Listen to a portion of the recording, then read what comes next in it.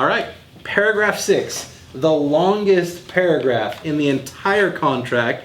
And keep in mind, the reason why paragraph 6 was created and why it's so long is because of lawsuits. Absolutely. And if you go and look at each and every single one of these additional disclosures in the paragraph 6 of the contract, it directly relates back to a lawsuit that's happened in the state of Texas. That's so Kim, right. Tell us about the title policy and survey. All right, the title policy and survey is issued by the title company that is held the earnest money. Mm-hmm. So who chooses that?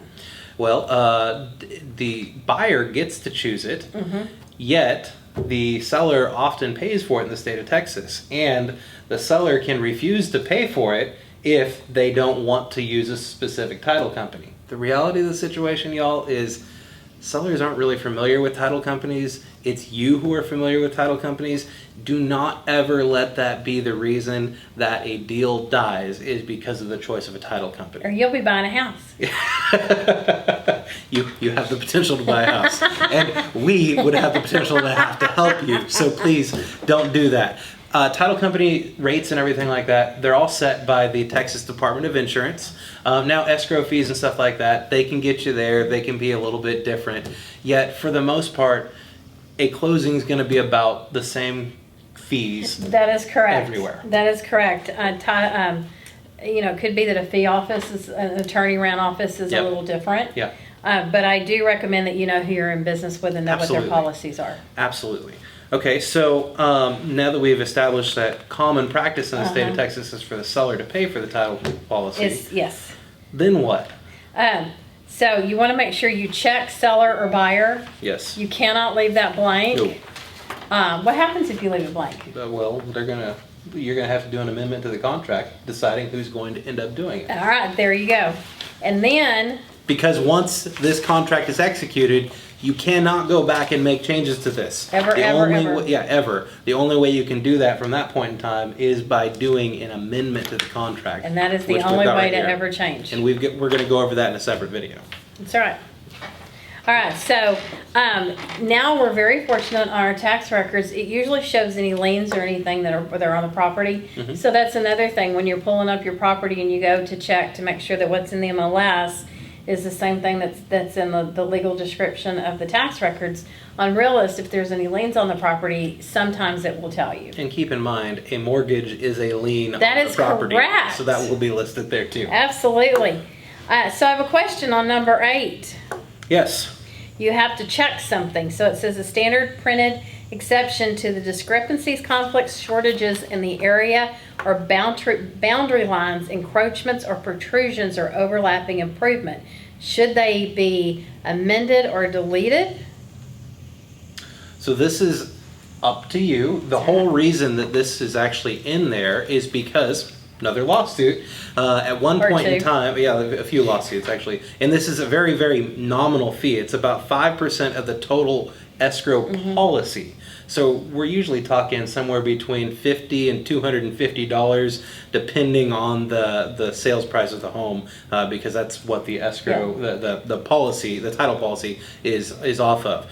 Yet this paragraph right here was and always has been optional coverage. Yet title companies were sneaking it in on the majority of things as additional coverage and just calling it part of the total policy. This is just additional coverage. That's right. Yeah, that's right. So let me ask you a question. Which one do you think's better? Well, I've always done it, I may be wrong on this, but I've always done will be amended or deleted from the title policy at the expense of blank. I agree. And the reason is because if you check will not, and it does have to be amended, and the buyer's lender requires that the contract be corrected to state that it will be, then you've opened up for every party to have to sign again. Correct. And so the less chances people have to agree and sign on something, the better. There we go. So tell us about the commitment. Title commitment. So within 20 days after the executed date of the contract, the title company is going to send a commitment letter. And this basically goes out to the buyer. Now it says the seller is going to submit it. So the seller is seller's responsibility, so you as a listing agent is your responsibility. But the title company typically sends it out. You just make sure that whenever they send it to you, it has everybody's email address on there, Correct. especially anyone who's listed under notices, which we will go over shortly. You know, keep in mind, the title company is the facilitator of this contract. And there's a lot of things that they're supposed to do on this contract, yet they're not actually a party to this contract. That's so if right. they don't follow the timelines that are on here, who does it fall on? It falls on the seller normally, which falls on you, which is why you should know who you're in business with. Exactly. So when I said earlier that the title company is not important, that doesn't mean that you shouldn't go and build great relationships with amazing people at title companies, because that absolutely is important. Absolutely. And the majority of the time when you have somebody who wants to buy a home, you can have a conversation, you know, civilly, and they'll usually agree to whatever title company you want to use, as long as it's like, you know, one that's that has a good track record and they have good relationships with people. So Absolutely. One thing to keep in mind is sometimes when you're working with people who are, you know, just selling real estate all over the state of Texas, they have no idea about some of these title companies. So if you have somebody who says, well, we want to use this title company and it's in San Antonio, be careful. That's not, it's not impossible for that to happen, yet you've got to keep in mind that your clients may have to drive to San Antonio, or that title company needs to have a mobile notary who's going to come up and do the closing with them. And that could possibly be an extra charge. Exactly. It could be a lot of a charge. That's right. All right, so survey. Oh, survey. Please make a note. Please listen to what I am about to say. If you are a listing agent and you are not holding a survey in your hot little hands, and you've actually seen it and you know it's a survey and not a plat or a floor plan. Now, how do you know if it's a plat or a survey? Well, a plat is going to have multiple lots on it, and the survey is just going to be for that special property. And For that certain property, there's going to be a surveyor stamp on A it. surveyor's stamp. It's going to have their seal of approval. Yes. And if the full seal is not there, It doesn't count. doesn't count. Doesn't work, won't count. Yeah. So, to check number one, as a listing agent, you are saying, yes, the seller has a survey to deliver. Yeah. So, because it clearly says in bold print, if seller fails to furnish the existing survey or affidavit within the time prescribed, buyer shall obtain a new survey at seller's cost no later than 3 days prior to closing, regardless of whether it's checked seller or buyer, if a new survey is And needed. there's a key word there. It's not seller or buyer can or buyer if they want to. It's buyer shall, which means that if you haven't done that, the buyer can call the survey company and say, I need a survey on this property, have the bill sent to the title company, and guess who's showing up as an expense for it? The seller. Absolutely. Yeah. So is the T-47 or the property affidavit same form? Is it just as important as the actual survey? It is absolutely just as important as the actual survey, and that's actually not a form that is promulgated by the Real Estate Commission. It's created by the Texas Department of Insurance. So that's one of those things where we make reference in this contract to a form that's not actually created by a real estate company. And your responsibility on that T-47 is to write down any changes that have been made to that property since when. Seller's responsibility since the survey was completed. Correct. Now, let me ask you a question. If the seller used the previous seller's survey, when can they guarantee that there was no changes made from? They can only guarantee that there were no changes made from the day that they took possession of the property. That's right. So whenever you're filling out the affidavit, if it's an older survey that they got passed down to them, then they could actually just put the date on there of the date they actually took possession of the property. Yeah, and there's no regulation for how long a survey can actually be used. If it's 25, 50 years old, that survey could still be used. A good practice is during your option period, if you have that survey and you're going and doing your inspection, and you show up at the end of your inspection or something like that, go outside and look at the property with the survey in your hand. If you see a building that is not on the survey, or you see a pool that is not on the survey, Bingo. Pools always. that is probably not going to fly. Now, are there some title companies out there and some lenders that are okay with your clients taking a pencil and drawing in what it is on there? Yes, there are title companies and lenders that are okay with that. A best practice, though, get a new survey. Yeah, don't do it. It's not worth it. Yeah, and a survey is going to run you, depending on how big the property is, on a residential piece of property, about $450 to $550. If we're talking land, it could be thousands of dollars. And even if there is just a new patio that's been on there and they want to pencil that in, if for any time that buyer's thinking about putting a pool in it, they're going to have a new survey done anyway, so pay now, pay later. There you go. So the other options on there are number 2, in which case you would do that if the buyer is going to end up paying for a new survey, and that's usually something on the front end where you know that a survey doesn't exist, or box number 3, which on the front end you know that the survey doesn't exist and the seller is going to be willing to pay for the survey. So let's go to objections. So what the heck are they talking about with objections? All right, so the question you need to ask your buyer when you sit down to write the contract is there any change or improvement, addition that you would want to ever make to this home or this property that if you could not make it, it would stop you from purchasing the property now? Okay. And so that would be swimming pools, outdoor kitchens, barns, storage shed, carports, second stories, anything to that effect. It does not, I repeat, it does not include residential use because it's already a residential contract. Yes, it's right here. It says it on page 1. Yeah, exactly. You don't have to do that. That's very redundant. Now let me ask you this. Do any of these things that you put in there have anything to do with what the HOA policies may have? No. Okay, so if there's nothing in the commitment that says they can't have a pool, but the HOA says they can't have a pool, how do you handle that? Well, that happens into the objections within the HOA addendum. There you go.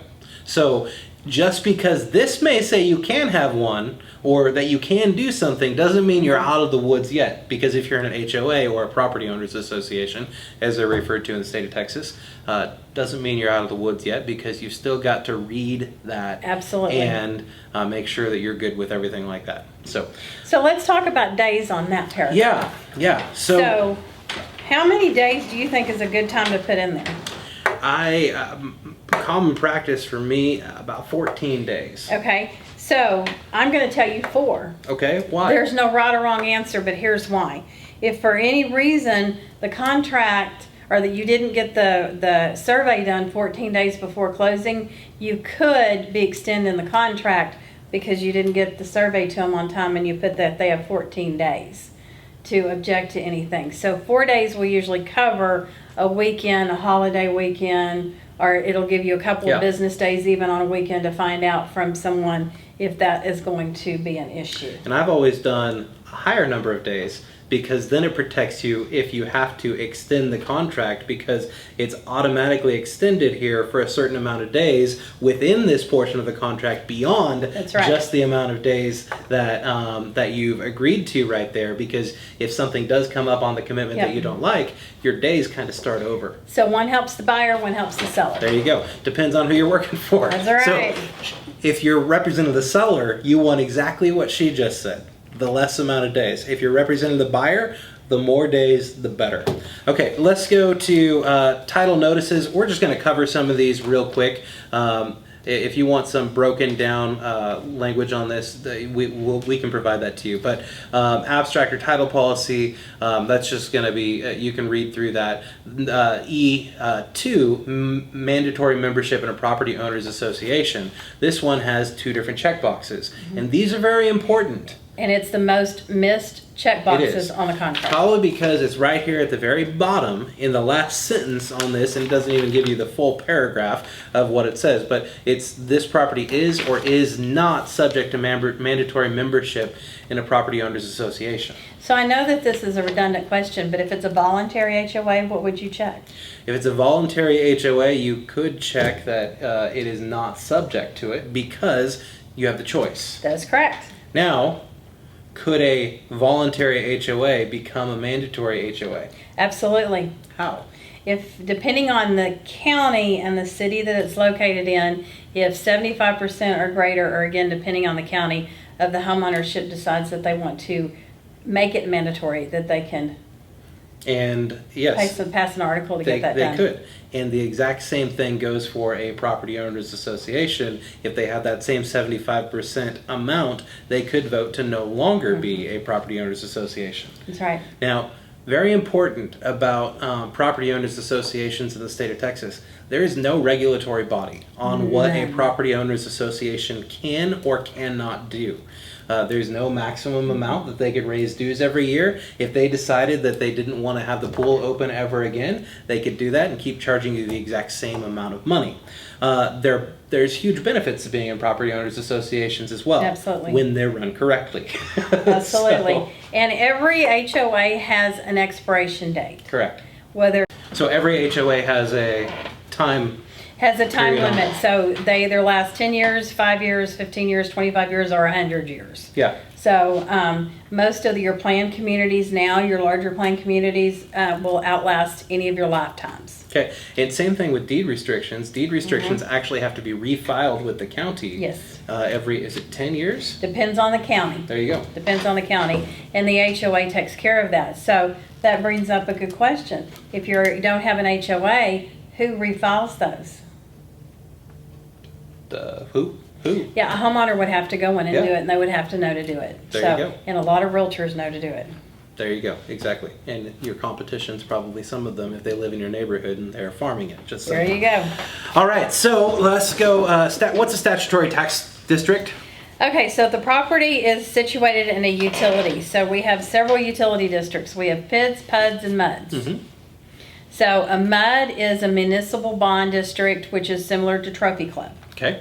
A PID is like Parkland subdivision, where you pay the fee through your payment, and the county or the city maintains the district. A PID, PUD, MUD.